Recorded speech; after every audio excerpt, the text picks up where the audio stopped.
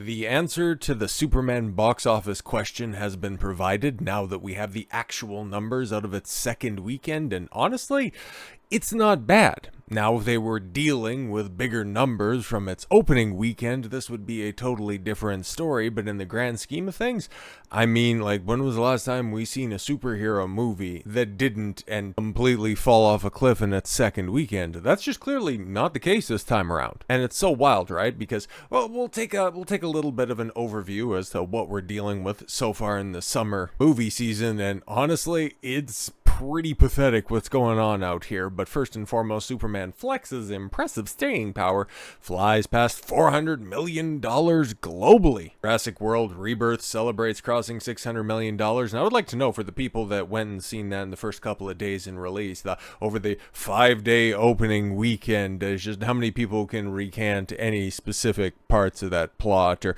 really just, give any sort of a detailed description of any of the characters that were in that film.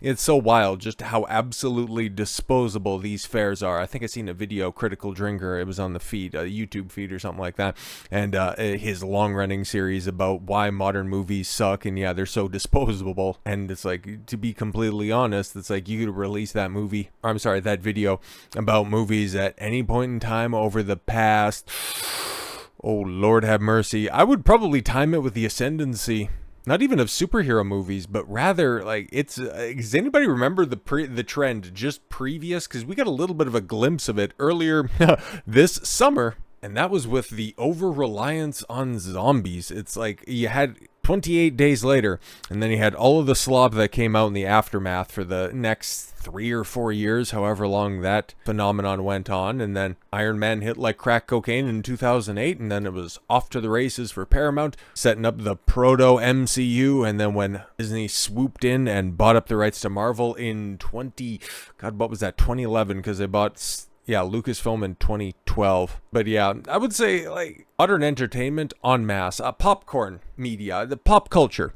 in general, we've kind of been at a standstill for about, coming on 20 years now. And as such, these movies, everything that's coming out now and will be coming out at the end of the week, like, it'll generate, Superman's, again, a little bit of an aberration given how much conversation there has been about this film. And I'm just wondering, after it's concluded its theatrical run, like in a month's time, okay, or even, the post-Labor Day, how many people are really still going to be talking about Superman?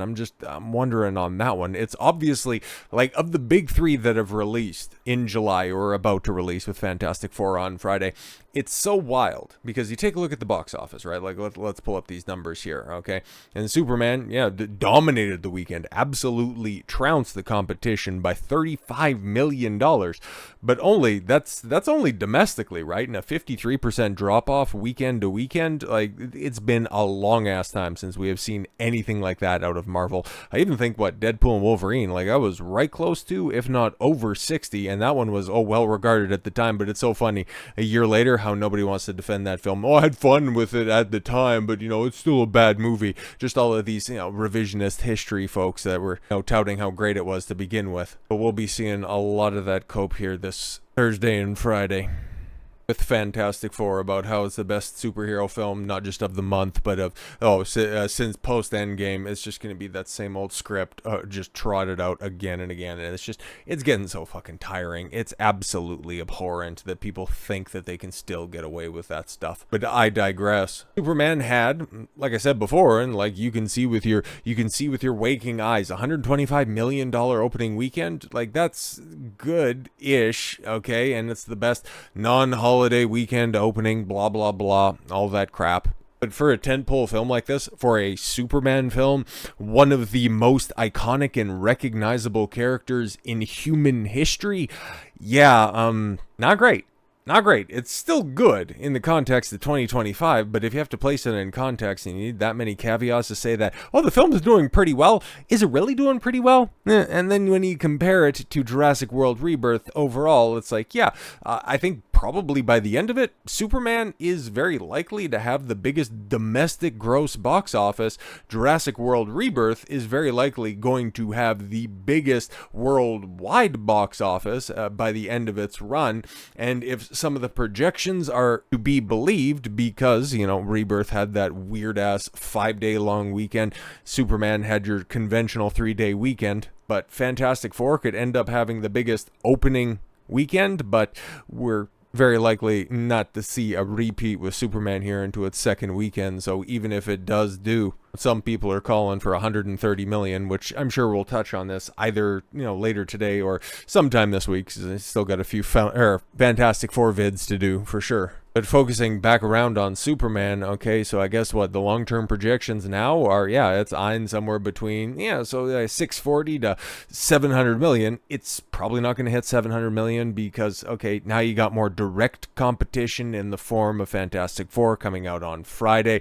Everybody who's wanted to see it has probably already seen it, and I don't know how much repeat business for as much goodwill and positive conversations from the normies that are out there that just want to have feelings when they look on screen instead of substantive characters, a plot that makes sense in a world that isn't totally busted.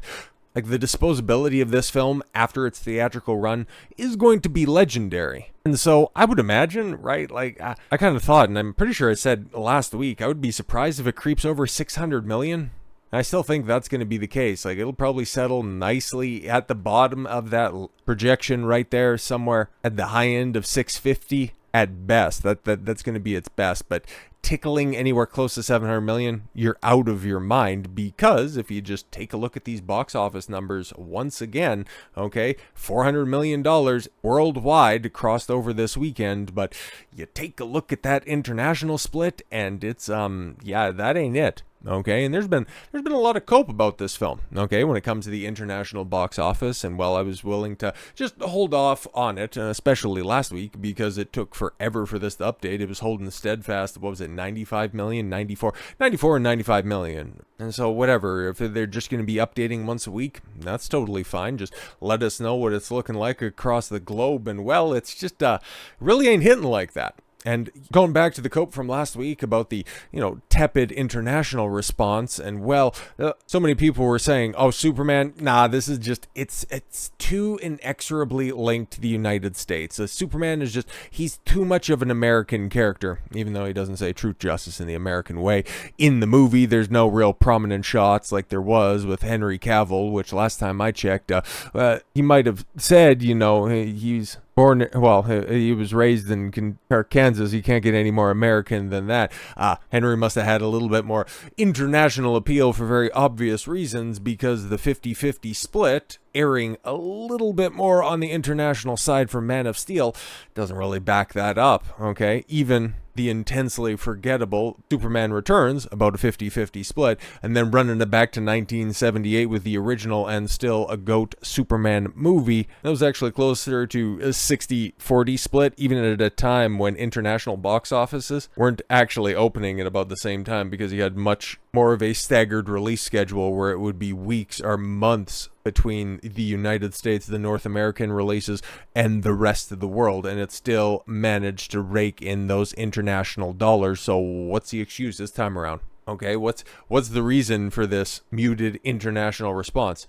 Well, according to James Gunn, okay, it's not because, see, guys, the film's not woke, okay? And now that I'm seeing a bunch of creatives and Hollywood types trying to distance themselves from woke, it's starting to become a lot more apparent that, they realize that they overstepped in the past couple of years. So they're just going to walk back some of their social causes, some of their more political tendencies, and we're just going to get hit over the head with bad script after bad script. But he says that, yes, anti-American sentiment around the world isn't helping us at the global box office. See, everybody hates America. Everybody hates Trump. Somebody that James Gunn has publicly said, I don't care if I'm slandering Trump, okay? I'm going to make my boilerplate comparisons to the Austrian mustache man and Satan if I'm so inclined. It's like, oh wow, imagine that, and then you get exposed for being a creep online. It's just like navigating based on the stars. It happens so reliably, you can set your alarm to it. So yes, that Trump is affecting the international box office for Superman. Okay, even though, right, like with all of the marketing that's out there, all of the marketing in regards to Superman, nothing really links itself up with the stars and bars. There is nothing American about this Superman. There is no big shot with a flag. There's no overt patriotic messaging. It's just, it's a Superman for everybody. Everybody on TikTok.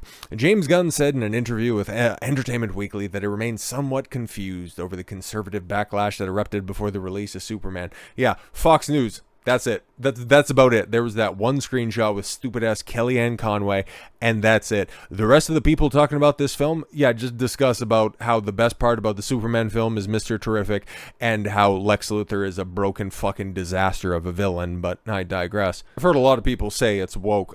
I'm sure you have, but I thought you stay off of social media and you stay out of these conversations, James. Interesting.